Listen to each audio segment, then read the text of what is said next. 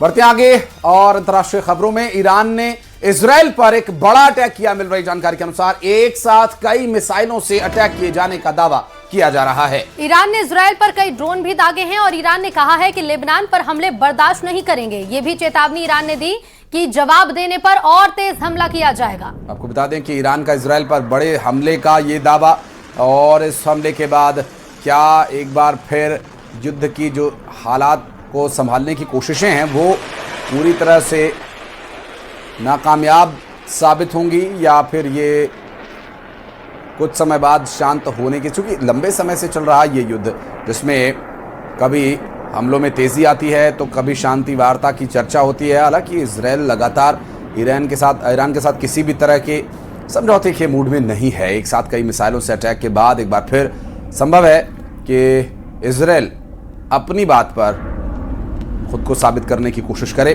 एक साथ कई मिसाइलों से अटैक का, लेबनान पर हमले बर्दाश्त नहीं किए जाने का जो ईरान का दावा है, इसी हमले के पीछे कारण इसे माना जा रहा है। और लगातार शांति वार्ता की चर्चाओं के बीच एक बार फिर हमले की खबरें सामने आ रही हैं। तो एक साथ कई मिसाइल से अटैक का दावा किया है ईरान ने। एक साथ कई मिसाइल से इजराइल पर अटैक किया, कई ड्रोन भी इजराइल पर दागे गए हैं और इसके साथ ही ये भी कहा है कि अगर इजराइल ने इसका जवाब दिया तो ये हमले और बढ़ जाएंगे, लेबनान पर हमले बर्दाश्त नहीं होंगे। और इसके साथ ही जैसे ईरान ने हमला किया तो इजराइल ने भी ईरान पर पलटवार कर दिया। इजरायली एयरफोर्स ने हमला किया है। बता दें कि वेस्टर्न और सेंट्रल ईरान में बड़ी स्ट्राइक इजराइल ने ईरान पर जबरदस्त पलटवार किया, और इजराइल ने ईरान पर किए हमलों से ये बता दिया कि इजराइल पूरी तरह से अभी इस युद्ध में बना हुआ है, जबकि ईरान लगातार इजराइल और अमेरिका दोनों ही को मुंहतोड़ जवाब देने की तैयारी में रहा है और लगातार जवाब दिए भी गए हैं। तो एक बार फिर इजराइल पर हुए हमले का जवाब इजराइल ने दिया, और चूंकि ईरान ने ये हमला किया इजराइल पर, तो इजराइल पर पहले हमला हुआ, फिर इजराइल ने उसका जवाब दिया, और इस जवाबी कार्रवाई में एयरफोर्स ने मोर्चा संभाला और ताबड़तोड़ हमले किए। और पटना में खान सर की गिरफ्तारी को लेकर टीम गठित कर दी गई है।